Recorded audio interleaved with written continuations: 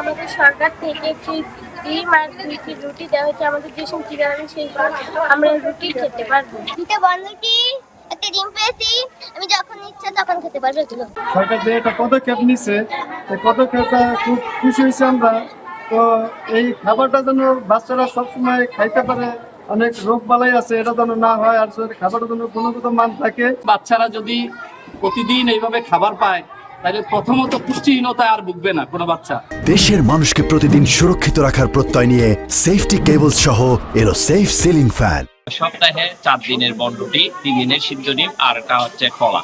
কলা হচ্ছে 100 গ্রামের, আর হচ্ছে সিদ্ধ ডিম যেটা হবে সেটা 60 গ্রামের। একটা প্যাকেটের মধ্যে 2টা বনরুটি থাকবে। খাদ্যের নিরাপত্তা এবং যে স্কুল ফিডিং পর্যায়ে যে খাদ্য সামগ্রী দেওয়া হচ্ছে সেটার গুণগত মান অক্ষুণ্ণ রাখার জন্য আমাদের উপজেলা পর্যায়ে যে উপজেলা প্রাথমিক শিক্ষা অফিসার থেকে শুরু করে দপ্তরের সকল কর্মকর্তা কর্মচারী এবং সব থেকে বড় দিন আমাদের স্কুল সরকারি প্রাথমিক বিদ্যালয়ের সকল শিক্ষকবৃন্দ এই বিষয়টাকে মনিটর করছে। তো যাতে কোনোভাবেই পদান্তিত খাদ্য সামগ্রী কোনো রকমের যাতে ঝুঁকি না হয় এবং সেই খাদ্য সামগ্রী খাদ্য নিরাপত্তা যদি বজায় থাকে, যথাযথ মান অক্ষুণ্ণ থাকে, সেজন্য আমরা বিশেষ মনোযোগ রাখছি।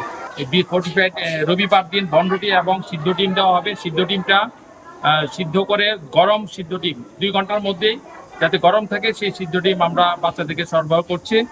এবং সোমবার দিন বনরুটি এবং ইউএসটিবি দুধ 200 গ্রাম ওজনের দেওয়া হবে। এবং মঙ্গলবার ফোর্টিফাইড বিস্কুট এবং স্থানীয় মৌসুমি ফল বা কলা সরবরাহ করা হবে।